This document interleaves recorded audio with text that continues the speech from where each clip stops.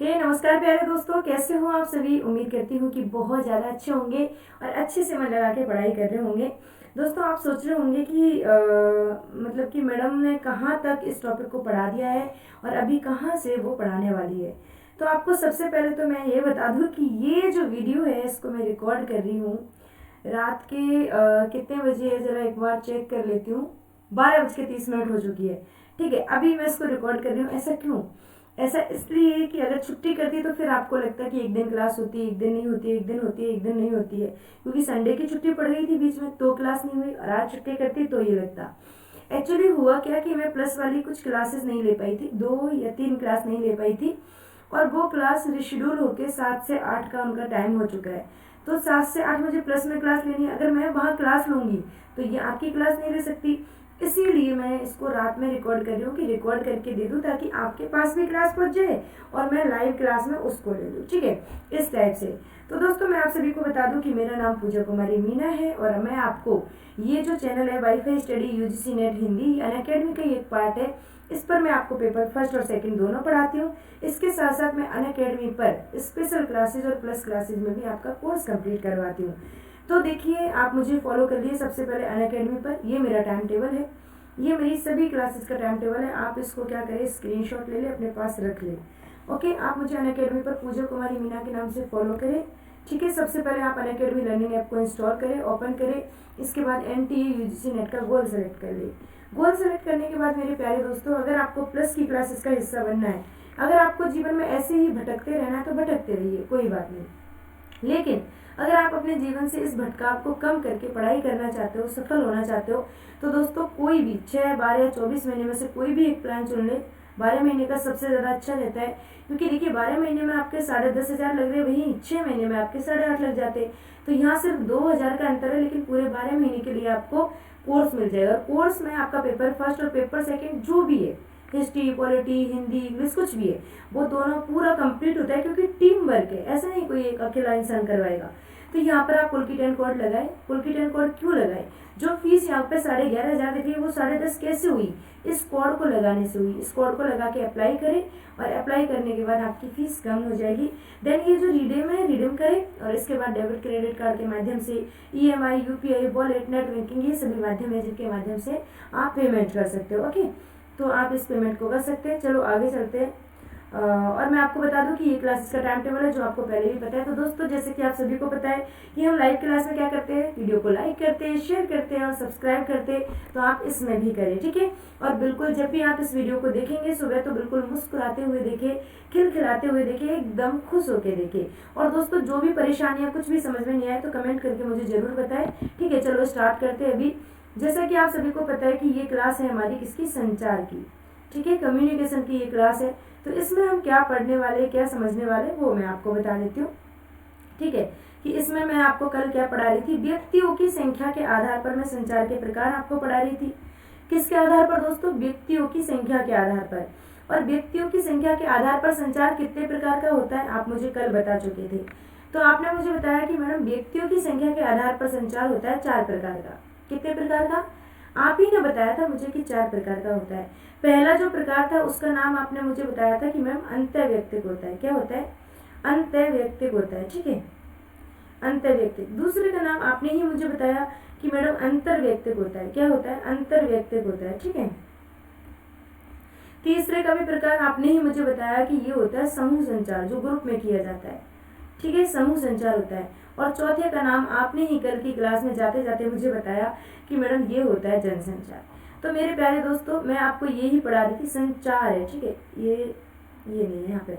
Okay, जनसंचार है। तो मेरे प्यारे दोस्तों, मैं अंतर्वैयक्तिक आपको पढ़ा चुकी कि इसके लिए सिर्फ एक व्यक्ति की आवश्यकता होती है। अंतर्वैयक्तिक जब मैं आपको पढ़ा रही थी तो ये 2 प्रकार का, कौन कौन से 2 प्रकार थे इसके भी 2 प्रकार कौन कौन से? एक है शाब्दिक। कौन सा? एक शाब्दिक है, और दूसरा है वो क्या है, वो है अशाब्दिक। ठीक है, दूसरा है वो है अशाब्दिक। और ये शाब्दिक अशाब्दिक को ही हम पढ़ रहे थे। ठीक है, ये शाब्दिक अशाब्दिक जो है, इन्हीं को हम पढ़ रहे थे और इनको ही समझ रहे थे। ठीक है, तो चलो इसी को स्टार्ट करते हैं, उसके बाद में समूह संचार, जनसंचार पढ़ेंगे। ठीक है दोस्तों, तो देखिए अंतर्वैयक्तिक की हम बात कर रहे थे, और इसके 2 प्रकार होते हैं, शाब्दिक और अशाब्दिक। कौन कौन से दोस्तों? पहला प्रकार है शाब्दिक और दूसरा प्रकार है अशाब्दिक। ठीक है, चलो चलते इसकी तरफ आगे। तो मेरे प्यारे दोस्तों, कल की क्लास में मैं आपको शाब्दिक पढ़ा चुकी और मैंने आपको बताया कि इस शाब्दिक के भी 2 प्रकार होते हैं। कौन कौन से 2 प्रकार होते हैं दोस्तों? एक होता है मौखिक, जो आप मुंह से बोल करके अभिव्यक्त करते हो, ठीक है, और दूसरा होता है अमौखिक। इस अमौखिक को आप और क्या बोल सकते हो? इसको आप बोल सकते हो लिखित, क्योंकि अगर मुंह से नहीं बोला जा रहा है तो लिखा जा रहा है। तो ये देखिए, इसके भी 2 प्रकार होते हैं। ठीक है, इसके भी 2 प्रकार होते हैं। देखो, अमौखिक को बोला गया लिखित संचार। ठीक है, यहाँ तक हम पढ़ चुके बड़े अच्छे तरीके से। ये हम पढ़ चुके थे ना बड़े अच्छे तरीके से, बिल्कुल। मौखिक को भी पढ़ चुके हम और लिखित को भी हम पढ़ चुके थे। आज हम पढ़ेंगे अशाब्दिक, जो कि अंतर्व्यक्तिक का दूसरा प्रकार है। ओके, चलो तो अशाब्दिक को स्टार्ट करते हैं। इसको अवाचक संचार भी बोलते हैं। ठीक है, नॉन वर्बल कम्युनिकेशन। तो इसको स्टार्ट करते हैं, समझते हैं। आप सब मेरे साथ बने रहना इस क्लास में। जिस संचार में व्यक्ति संदेश को प्रेषित करने के लिए भाषा के अतिरिक्त अशाब्दिक व्यवहारों या संकेतों जैसे कि शारीरिक मुद्रा, चेहरे की अभिव्यक्ति, आवाज के उतार चढ़ाव का उपयोग करता है, तो ऐसे संचार को या तो हम अशाब्दिक संचार या अवाचक संचार के नाम से जानते हैं। ओके, अच्छा, एक बात को समझने का प्रयास करें। यहाँ पर आपसे कहा गया है कि अशाब्दिक संचार में भाषा का अगर आपने प्रयोग किया, ठीक है, तो इस भाषा के अतिरिक्त और क्या करेंगे आप? देखिए, भाषा वो जिसके द्वारा आप अपने विचारों की अभिव्यक्ति करते हो, चाहे लिख कर करो चाहे मुंह से बोल कर करो, बात एक ही हो गई। चाहे आप बोल कर करो चाहे आप लिख के करो।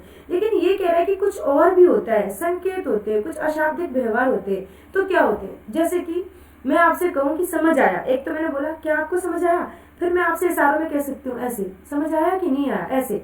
ठीक है, किसी को क्या करना हो, किसी को लाइक कर, जैसे वीडियो को लाइक करवाने के लिए कहूंगी तो इस टाइप से कहूंगी लाइक कर दो, डिसलाइक के लिए ऐसे कहूंगी। ठीक है, मतलब मैं अपने चेहरे के भाव के द्वारा, अगर मैं खुश हूँ तो मैं स्माइल करूंगी, ठीक है, अगर मैं दुखी हूँ तो मैं उदास हो जाऊंगी। ठीक है, जैसे हम अपनी बॉडी लैंग्वेज के द्वारा कुछ समझाने का, सिखाने का, बोलने का प्रयास करते हैं, तो वही होता है दोस्तों अशाब्दिक संचार। इसके बारे में बहुत कुछ पढ़ने वाले हैं अभी आगे। ठीक है, तो देखिए आगे, यह संचार का सबसे प्रभावी, देखिए सबसे प्रभावी माध्यम है। कैसे है? क्योंकि चाहे आप कितना ही अच्छा पढ़ाओ, लेकिन जब आपकी बॉडी लैंग्वेज काम नहीं करेगी, जब आपकी शारीरिक मुद्रा काम नहीं करेगी, तो संचार उतना अच्छे तरीके से प्रभावित नहीं करता है लोगों को। अमौखिक संचार का कालानुक्रम, संकेत, प्रतीक और कूट, रंग आदि होता है। ये सारी चीजें इसमें शामिल होती है। ओके, आगे चलते हैं। तो देखिए मेरे प्यारे दोस्तों, अशाब्दिक संचार में चेहरे की अभिव्यक्ति सर्वाधिक प्रभावी होती है कि आपके चेहरे से कौन से भाव प्रकट हो रहे, नकारात्मक विचार या सकारात्मक विचार, ठीक है, हंसी, खुशी या फिर उदासी, कैसे भाव आपके चेहरे से प्रकट हो रहे। इसकी प्रभाविता शारीरिक हाव भाव से अधिक हो जाती है। आप जो चीज बोल रहे हो, पढ़ रहे हो, पढ़ा रहे हो, उसका प्रभाव सामने वाले पर कितना पड़ रहा है, ये पता चलता है आपकी बॉडी लैंग्वेज से, आपके चेहरे के हाव भाव के द्वारा। ठीक है, तो देखिए अशाब्दिक संचार के कौन कौन से पहलू है। ठीक है, ये पहलू है, इनसे क्वेश्चन अगर आएगा तो सिर्फ इतना आएगा कि निम्नलिखित में से कौन सा नहीं है। तो आप एक बार इनको पढ़ ले, कौन से है। प्रोक्सोमिक्स है, ठीक है, काइनेसिक्स है, पार्श्व भाषा है, ठीक है, स्पर्श भाषा है और क्रोनोमिक्स है। तो आप इन सभी का नाम याद रख लें। अगर पूछा जाएगा तो सिर्फ इसीलिए पूछा जाएगा कि निम्न में से कौन सा पहलू नहीं है, पर यहाँ से क्वेश्चन अभी तक पूछा नहीं गया। ओके, ठीक है, यहाँ तक समझ आ गया होगा। अगर किसी को समझ नहीं आया तो कमेंट कर लेना, इसके बाद वाली क्लास में मेरे से पूछ लेना। तो देखिए शरीर संबंधी भाव भंगिमाएं कौन कौन सी होती है। सबसे पहला है पलक उठाना। आपने मुहावरा पढ़ा होगा, पलक उठाना, जैसे पलक यूं है, आपने पलक उठाई, मतलब गुस्से से देखना, अविश्वास जाहिर करना कि मुझे नहीं है तुम्हारे ऊपर भरोसा। ठीक है, गुस्सा करना किसी के ऊपर, पलक उठाने का मतलब ये है। आगे झुकना, आगे झुकने का मतलब ये है कि एकाग्रता को प्रदर्शित करना। ठीक है, एकाग्रता को प्रदर्शित करना। पीछे झुकने का मतलब ये अत्यधिक आत्मविश्वास का सूचक होना। कोई पीछे अगर झुकता है, पीछे की साइड हो जाता है, बिल्कुल ऐसे, तो उसको कहते हैं हम अत्यधिक आत्मविश्वास है उसको अपने आप के ऊपर। नाक रगड़ना, ऐसे मैं रगड़ती हूँ ना कई बार अपनी क्लास में, नाक रगड़ना, तो इसको बोलते हैं उलझन का प्रतीक होना। कई बार आपसे पूछती हूँ कि बताओ आपके समझ आया कि नहीं, आप कुछ नहीं बोलते तो मैं ऐसे करती हूँ, मतलब मैं उलझन में हूँ, आपको समझ आया है कि नहीं आया। ठीक है, आंख मारना, अंतरंगता का प्रतीक होना। माथा पीटना, माथा पीटना, आप ये कहते हो अरे मैडम मेरी जीभ पर है, बस याद नहीं आ रहा मुझे, याद है याद है याद है, ऐसे करते हो कि नहीं करते, उसका मतलब है कि आप भूल रहे हो चीजों को। ठीक है, इसका मतलब आप चीजों को भूल रहे हो। तो ये क्या है, ये सभी शरीर की भाव भंगिमाएं हैं, बॉडी लैंग्वेज से संबंधित है। आगे देखिए शिथिल मुद्रा। ये शिथिल मुद्रा क्या कह रही है कि व्यक्ति तथा वार्तालाप में रुचि को दर्शाता है कि जो व्यक्ति है वो वार्तालाप में कितनी रुचि ले रहा है, कितना एक्टिव है कि नहीं है। ठीक है, देखिए छाती पर वहां में वहां फंसाना, मतलब कि आप क्या करते हो, जैसे किसी को गले लगना। ठीक है, बचाव की मुद्रा में माँ अपने बच्चे को ऐसे इस टाइप से बिल्कुल संभाल के रखती है, बचाव करती है उसका, सभी से केयर करती है उसकी। ठीक है, चश्मा उतार कर रख देना पढ़ाते, जैसे मान लो किसी टीचर ने चश्मा लगा रखा है और पढ़ाते पढ़ाते एकदम वो चश्मा को उतार के रख दिए, तो इसका मतलब ये जैसे मैं पढ़ा रही हूँ आपको, मेरी आंखों में प्रॉब्लम है तो मैं बहुत अच्छे तरीके से पढ़ाऊंगी। जब मैंने आपसे पूछा समझ आया कि नहीं, उस टाइम हो सकता है कि मैं चश्मा उतार के रख दूँ। क्यों? क्योंकि मैं सुनने की इच्छा नहीं होना बिल्कुल भी, मतलब कि किसी भी चीज़ को सुनने की मेरी इच्छा नहीं है कि भाई तुम पता नहीं क्या बोल रहे हो, कैसे बोल रहे हो। तो चश्मा उतार कर रख देने का मतलब है कि आप किसी भी बात को नहीं सुनना चाह रहे हो। ठीक है, और आगे देखिए आंखें सिकोड़ना। आंखें सिकोड़ना का मतलब कैसे, आंखें ऐसे सिकोड़ दो ना आप, ऐसे ऐसे ऐसे सिकोड़ दो आप देखना खुद अपनी भाव भंगी में, चश्मा मतलब कि शीशे के सामने खड़े होकर देखना। तो इसका मतलब है अस्वीकृति जाहिर करना कि मैं स्वीकार नहीं करती हूँ इन चीजों को।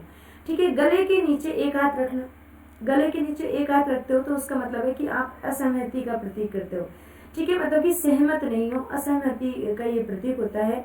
प्रतीक गाल पर हाथ रखना। ठीक है, गाल पर हाथ रखने का मतलब क्या है, चिंता और सोचने का संकेतक, मतलब कि आप सोच रहे हो, आप चिंता कर रहे हो।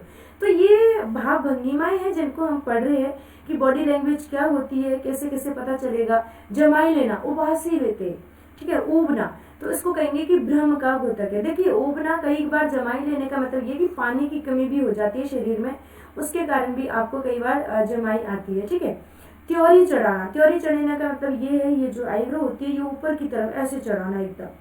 ठीक है, इसको बोलते हैं त्योरी चढ़ाना। चिढ़ जाना अथवा कुछ होने का संकेतन होना कि कुछ होने वाला है। नाक को थोड़ा थोड़ा छूना और फिर रगड़ना, पहले नाक को छूना फिर उसको रगड़ना।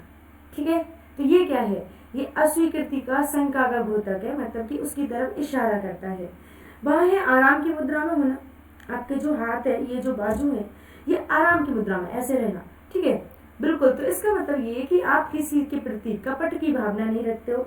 ठीक है, निष्कपटता का, खुलेपन का ये प्रतीक होती है। वह आराम की मुद्रा में एकदम है। तो आंखों के मध्य अच्छा संपर्क, अगर आपका आई कांटेक्ट अच्छा है, जैसे कि मैं बिल्कुल कैमरे की तरफ देखकर आपसे अभी बोल रही हूँ, तो आई कांटेक्ट का मतलब ये है कि सामने वाले जो व्यक्ति है, जो इंसान है, उनको आप अच्छे से समझाना चाह रहे हो और वो आपको अच्छे से समझना चाह रहे हैं। ठीक है, मतलब एक दूसरे के पढ़ने पढ़ाने के तरीके में आपको रुचि है, आपको मेरा पढ़ाया हुआ पसंद है और मुझे आपके पढ़ने का तरीका पसंद है। तो ये है हमारा आई कांटेक्ट। ठीक है, आंखों के मध्य का अच्छा संपर्क। जेब में हाथ डालकर चलना। पुरानी मूवियों के हीरो जेब में हाथ डालकर इधर उधर घूमते थे, सैड सॉन्ग चलते रहते थे। तो उसका मतलब है जब भी सैड सॉन्ग पुरानी मूवियों में आता है, हिंदी मूवियों में, तो वो जेब में हाथ डालकर हीरो अक्सर घूमते हैं। अजय देवगन को देखना कई बार, उनसे भी पुराने जो हीरो, उनको देखना, सैड सॉन्ग आएगा तो जो भी हीरो जेब में हाथ डालकर घूमता रहेगा, उदास होता रहेगा। ठीक है, तो ये क्या है, ये हमारी भाव भंगिमा है। दोस्तों अगर आपको कुछ भी समझ में नहीं आया हो, क्योंकि अभी लाइव नहीं चल रहा तो मैं ना तो आपके कमेंट देख पा रही हूँ, तो आपको कुछ भी समझ में नहीं आया या तो आप मेरे से आगे वाली क्लास में पूछ लेना या कमेंट कर देना, मैं आपके कमेंट जरूर देख लूंगी। ठीक है, तो ये यहाँ पर हमारा खत्म हो चुका है अंतर संचार। ठीक है, व्यक्तियों की संख्या के आधार पर 4 प्रकार के संचार, 2 खत्म कर चुकी हूँ। तीसरे नंबर का आज पढ़ रहे हैं जिसको बोलते हैं समूह संचार, मतलब कि ग्रुप कम्युनिकेशन। ठीक है, तो इसको आज स्टार्ट करते हैं और देखते हैं कि क्या है इसमें नई नई चीजें। तो देखिए, जब राष्ट्रीय या क्षेत्रीय स्तर पर विचार गोष्ठी, कार्य शिविर, सार्वजनिक व्याख्यान, ये तथा सभाओं आदि में विचारों का आदान प्रदान होता है तो उसको समूह संचार कहेंगे। मेरे प्यारे दोस्तों, कहीं भी आप किसी सेमिनार में, कार्य शिविर में, गोष्ठी में, ठीक है, कोई भी सार्वजनिक व्याख्यान है, कोई भी ऐसा काम है जहाँ पर बहुत सारे लोग इकट्ठे हुए, उस भीड़ में, ठीक है, उन लोगों में जहाँ पर आपने कार्य शिविर, गोष्ठी जो भी है, क्षेत्रीय राष्ट्रीय कार्यालय जो भी है, वहाँ पर बहुत सारे लोग जब इकट्ठे हुए तो उनसे आप अपने विचारों का आदान प्रदान कर रहे हो, मतलब अपनी बातें कह रहे हो, उनकी बातें सुन रहे हो, और यही होता है समूह संचार। ठीक है, इसी को कहते हैं समूह संचार। ठीक है, आगे देखिए, यह संचार अंतर्व्यक्तिक संचार का ही विस्तृत रूप है। जो अभी अभी हम पढ़ के आए ना, अंतर्व्यक्तिक संचार, उसी का रूप है, लेकिन कैसा रूप, विस्तृत रूप, और ज्यादा विस्तार से पढ़ने के लिए आपको मिलेगा। ठीक है, उसी का खुला हुआ रूप है, और ज्यादा विस्तार से आगे पढ़ने वाला जो रूप है वो है। इस संचार में दो से अधिक व्यक्तियों की भागीदारी अनिवार्य है। दो या दो से अधिक व्यक्तियों की भागीदारी इसमें हो।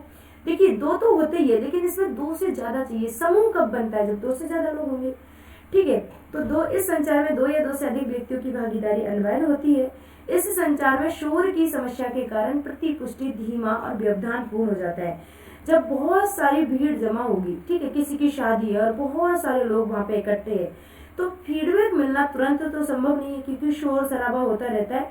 इसीलिए दोस्तों प्रतिपुष्टि जो होती है, जिसको फीडबैक बोलते हैं, वो धीमे तरीके से मिलेगा, धीरे धीरे धीरे मिलेगा और वो व्यवधान पूर्वक हो जाएगा। उसमें दिक्कतें आ जाएंगी क्योंकि बहुत सारी भीड़ वहां पर है, इसी वजह से। ओके, सामूहिक वाद विवाद, नाट्यशालाओं में सामूहिक अवलोकन, ठीक है, सिनेमा, फोरम इत्यादि में समूह संचार के ये उदाहरण है। जैसे कि वाद विवाद प्रतियोगिता, नाट्यशाला, समूह अवलोकन करना, सिनेमा घर, फोरम इत्यादि ये समूह संचार के उदाहरण है। ठीक है, संस्थागत संचार जैसे कि फेसबुक, ट्विटर, व्हाट्सएप आदि भी समूह संचार के उदाहरण है, क्योंकि आप जानते हो कि फेसबुक पर भी ग्रुप है, ट्विटर पर भी ग्रुप है, व्हाट्सएप पर भी ग्रुप है और टेलीग्राम में भी ग्रुप है। वो सभी क्या है? वो समूह संचार है। हम ग्रुप में सभी एक साथ मिलकर विचारों का आदान प्रदान करते हैं। जैसे मेरे ग्रुप में मैं सुबह गुड मॉर्निंग लिखूंगी तो सारे स्टूडेंट उसके बाद तुरंत गुड मॉर्निंग गुड मॉर्निंग में गुड मॉर्निंग, तो वो हो जाता है समूह संचार। अतः संस्थागत संचार को समूह संचार के समतुल्य ही माना जाता है। इसीलिए संस्थागत संचार है ना, इसको समूह संचार के समतुल्य मतलब बराबर ही माना जाता है, एक जैसा ही माना जाता है। अब हम पढ़ते हैं मेरे प्यारे दोस्तों कि जनसंचार क्या है। सबसे पहले तो मैं बता दूं कि इस जनसंचार शब्द को सबसे पहले कहां पर और किसने प्रयोग किया। चीन के एक नेता है, ठीक है, चीन के एक नेता है और चीन के नेता का नाम है दोस्तों माओ। ठीक है, नाम थोड़ा अजीब लगेगा आपको, माओ जेदांग। क्या नाम है? माओ जेदांग इनका नाम है। ठीक है, तो इन्होंने क्या किया, सबसे पहले बहुत भारी भीड़ इकट्ठी थी और उसको संबोधित करने के लिए, ठीक है, अपने विचारों को प्रस्तुत करने के लिए, उन तक पहुंचाने के लिए एक माध्यम का प्रयोग किया और उसी माध्यम को जनसंचार कहते हैं, जब बहुत सारी भीड़ को आप एक साथ संबोधित करते हो। जनसंचार में देखिए, जन का मतलब होता है लोग और संचार का मतलब ये है कि आपके जो विचार है उनको भारी भीड़ तक पहुंचाना। आपके जो भाव विचार, कोई भी सूचना है, कोई आंकड़े, कोई फैक्ट है, उनके बारे में लोगों तक जानकारी पहुंचाना। तो जनसंचार दो शब्दों से मिलकर बना है, जन और संचार। ठीक है, तो देखिए जन का अर्थ तो होता है आदमी, लोग या भीड़ या जनता, ठीक है, और संचार का अर्थ होता है आपके भाव विचार या जानकारी को दूसरे व्यक्तियों तक पहुंचाना, संप्रेषित करना। अतः आप कह सकते हो कि विचारों के आदान प्रदान की जो सामूहिक प्रक्रिया है, जिस प्रक्रिया को आप बहुत सारे लोगों तक पहुंचाते हो, उसी को कहते हैं जनसंचार। ठीक है, तो देखिए चीनी सांस्कृतिक क्रांति, अब आपको समझ में आएगा। चीनी सांस्कृतिक क्रांति नेता थे माओ जेदांग, जिनका नाम मैंने ऊपर आपको बताया। इनके द्वारा जन समूह से बातचीत किए जाने वाले संप्रेषण को मास लाइन कम्युनिकेशन कहा गया। सबसे पहले ये नेता है, इन्होंने जन समूह से बात की, भारी जनता को इकट्ठा करके, ठीक है, उनसे बात की, इन्होंने भाषण दिया और उनसे इंटरेक्ट करने का प्रयास किया और उसी को जनसंचार के नाम से जानते, उसी को मास लाइन कम्युनिकेशन के नाम से जाना जाता है। ओके, अब हम पढ़ेंगे दोस्तों जनसंचार की परिभाषाएं, ठीक है, कि कौन कौन सी परिभाषाएं हैं इस जनसंचार की और कैसे ये आगे कार्य करता है, सारी चीजें हम इसमें जान लेते। इस टॉपिक को आज ही यहीं पे खत्म करते हैं और फिर आपसे 5 क्वेश्चन पूछूंगी, जैसे कि मैं हमेशा पूछती हूँ। तो देखिए जनसंचार की परिभाषा पढ़ लेते हैं। DS मेहता है, ये क्या कह रहे हैं। जनसंचार का अर्थ है कि जनसंचार माध्यमों जैसे कि रेडियो है, दूरदर्शन है, प्रेस है, चलचित्र है, ठीक है, इनके द्वारा सूचना, विचारों और मनोरंजन का जो प्रचार प्रसार किया जाता है। देखिए मेरे प्यारे दोस्तों, प्रचार का मतलब तो ये है कि उस चीज की खूबियों को बताना और प्रसार का मतलब ये है कि दूर दूर तक उसको फैलाना। ठीक है, तो देखिए जब प्रचार प्रसार किया जाता है किसके माध्यम से, रेडियो, दूरदर्शन, प्रेस, चलचित्र, इनके माध्यम से, तो वो ही है जनसंचार, क्योंकि वो जनता तक पहुंचाया जा रहा है। इन माध्यमों के द्वारा वो जनता तक पहुंचाया जा रहा है, इसलिए जनसंचार है। जॉर्ज ए मिलर क्या कहते हैं कि जनसंचार का अर्थ सूचना को एक स्थान से दूसरे स्थान तक पहुंचाना है। जनसंचार का अर्थ ये कि सूचना यहाँ पर है तो यहाँ से दूसरी जगह पहुंचाना, वहां से दूसरी जगह पहुंचाना, यही कार्य रहता है जनसंचार का। ये कहते हैं मिलर जी। और मिलर का तो मतलब ही होता है कि पहले आप एक से मिल लिए और एक से मिलने के बाद आप दूसरे से मिल लिए, तो इस तरीके से आप इसको याद भी रख सकते हो। आगे देखिए, और परिभाषाएं याद करने की चीज नहीं है, परिभाषाएं समझने की चीज है, क्योंकि डायरेक्ट नेट के एग्जाम में ये नहीं पूछा जाता कि ये परिभाषा किसने दी है। नेट के एग्जाम में अगर आप परिभाषाएं पढ़ते हो तो इसका मतलब ये है कि ये आपके टॉपिक की जो समझ है उसको और ज्यादा अच्छे से विकसित कर देती है, इसीलिए आप परिभाषा को पढ़ते हो। संचार प्रक्रिया में जनसंचार प्रक्रिया ही सबसे अधिक व्यापक एवं प्रभावी मानी जाती है। संचार की प्रक्रिया में जनसंचार की जो प्रक्रिया वो सबसे ज्यादा व्यापक, मतलब बहुत एरिया में दूर दराज तक जो फैली हुई है और जिसका सबसे ज्यादा प्रभाव पड़ता है वो है जनसंचार की प्रक्रिया, क्योंकि इस प्रक्रिया में संप्रेषक एक ही जगह रहता है, भेजने वाला। कौन? संप्रेषक का मतलब होता है सेंडर, भेजने वाला। ये एक ही जगह रहता है और वहां से ही अधिकाधिक लोगों तक संचार मतलब सूचना को पहुंचाता है। जैसे मैं एक जगह बैठी हूँ, लेकिन मैं यहाँ बैठे बैठे जो पढ़ा रही हूँ उसको बहुत सारे लोगों तक वीडियो के माध्यम से पहुंचा रही हूँ, तो ये क्या हो गया दोस्तों, ये एक जनसंचार ही हो गया है, क्योंकि इस प्रक्रिया में संप्रेषक एक ही जगह से अधिकाधिक श्रोताओं तक संचार कर सकता है और विभिन्न माध्यमों से प्रतिपुष्टि भी प्राप्त करता है, अलग अलग माध्यम से, जैसे कि कमेंट के द्वारा, मैसेज के द्वारा, कॉल के द्वारा फीडबैक भी प्राप्त करता है। ओके, संचार की प्रक्रिया में जनसंचार के अनेक माध्यम अत्यंत प्रभावी रूप से अपना कार्य कर रहे हैं, जैसे कि कौन कौन से माध्यम है? पत्र पत्रिकाएं हैं, दूरभाष है, आकाशवाणी है, आकाशवाणी रेडियो एफएम आपने सुना ही होगा, दूरदर्शन है, ठीक है, तार है, पत्र है और कंप्यूटर है और आपके मोबाइल फोन, ये माध्यम है जो दिन प्रतिदिन बहुत ज्यादा अच्छे तरीके से काम कर रहे हैं जनसंचार के माध्यम के एक रूप में। ठीक है, तो समाचार पत्र अतुल्यकालिक जनसंचार माध्यम माना जाता है। अतुल्यकालिक एक बार क्वेश्चन में पूछा गया था, इसका मतलब ये कि सबसे पुराना माध्यम कौन सा है, तो सबसे पुराना माध्यम समाचार पत्र है, जो चलता आया है, इस टाइम पर भी चलता रहेगा और आगे तक भी ये चलता ही रहेगा, चाहे कितना ही मॉडर्न हो जाए हमारा जमाना। ठीक है, तो ये चलता ही रहेगा। तो मेरे प्यारे दोस्तों, जनसंचार की प्रक्रिया कैसे काम करती है, क्या है, क्या होता है यहाँ पर, तो सबसे पहले आता है आपका भेजने वाला, उसके बाद वो क्या संदेश भेज रहा है, इसके माध्यम से संदेश भेजने का माध्यम क्या है, वीडियो के द्वारा भेज रहा है या फिर चिट्ठी के द्वारा या पत्र पत्रिकाओं के द्वारा या तार के द्वारा, दूरभाष के द्वारा, कैसे, आकाशवाणी के द्वारा, कैसे, उसके बाद सूचना पहुंची प्राप्तकर्ता तक, प्राप्तकर्ता के पास पहुंचकर उसके ऊपर क्या प्रभाव पड़ा, जिसको प्राप्त हुई वो सूचना उसको क्या प्रभाव पड़ा, और लास्ट में जैसा भी प्रभाव पड़ेगा, सकारात्मक पड़ेगा तो सकारात्मक फीडबैक देगा, नकारात्मक पड़ेगा तो नकारात्मक देगा। ठीक है, तो ये प्रक्रिया यहाँ जाकर के खत्म हो जाएगी। तो आपको ये चरण बिल्कुल क्रम से याद होने चाहिए। क्यों होने चाहिए? क्योंकि यहाँ से क्वेश्चन पूछा जाएगा, जैसे कि शोध वाली यूनिट में क्रियात्मक शोध से क्वेश्चन पूछा जाता है। किससे? क्रियात्मक शोध से क्वेश्चन पूछा जाता है शोध वाली में, उसी तरीके से यहाँ पर भी पूछा जाएगा। तो मेरे प्यारे दोस्तों, सबसे पहले कौन है? भेजने वाला, फिर है आपका संदेश, फिर वो माध्यम है कि किसके द्वारा भेजेंगे, फिर प्राप्तकर्ता है, प्राप्तकर्ता के ऊपर क्या प्रभाव पड़ रहा है, और उसके बाद में है फीडबैक। ठीक है, इतनी कहानी आपकी समझ में आ गई। आगे देखिए, जनसंचार में चयनात्मक अवबोधन प्राप्तकर्ता की ग्रहणशीलता पर निर्भर करता है। ये क्वेश्चन पूछा गया प्रीवियस ईयर में, ये पॉइंट है, ये क्वेश्चन के रूप में था और ये चयनात्मक अवबोधन है, ये आंसर था। ठीक है, क्वेश्चन यूं था कि जनसंचार में प्राप्तकर्ता की ग्रहणशीलता किसके ऊपर निर्भर करती है। ये क्वेश्चन था कि जनसंचार में प्राप्तकर्ता की भूमिका, ठीक है, ग्रहणशीलता किसके ऊपर निर्भर करती है। तो आपने वहां पर जो आंसर दिया वो था चयनात्मक ध्यान। क्या दिया? अवबोधन नहीं था उस टाइम पे, चयनात्मक ध्यान। मैं सही से नहीं लिख पाई हूँ उसको, चयनात्मक है। ठीक है, अवबोधन ये ध्यान एक ही बात है, मतलब कि समझना, ध्यान देना। तो चयनात्मक अवबोधन है, ये यहाँ से क्वेश्चन पूछा गया, इसको ध्यान से समझे। अनुरूप जनसंचार में कहानियां स्थैतिक होती है, स्थिति से संबंधित होती है। वो स्थिति परिस्थिति क्या है उससे संबंधित कहानियां यहाँ पे होती है। जनसंचार के सूचना कार्य का विवरण निगरानी के रूप में किया जाता है। क्यों किया जाता है? आपने देखा होगा कि जनसंचार में सूचना कार्य का जो वर्णन है वो निगरानी भी करता है कि कोई कार्य कितने अच्छे तरीके से पूर्ण हो रहा है और हो भी रहा है कि नहीं हो रहा है। लोक संचार ज्यादा सुविधाजनक संचार के अंतर सहज हो जाता है। लोक संचार जो आपसी मतलब कि अपनी खुद की भाषा में जो बात करते हो, ठीक है, तो लोक संचार ज्यादा सुविधाजनक संरचना के अंदर सहज हो जाता है, अपने आप ही होने लग जाता है। ओके, तो संगठन की प्रणाली के आधार पर संचार के जो प्रकार है उनको मैं आपको कल पढ़ाऊंगी, लेकिन आज मैं आपसे क्वेश्चन तो पूछ लूँ 5। तैयार हो क्वेश्चन बताने के लिए?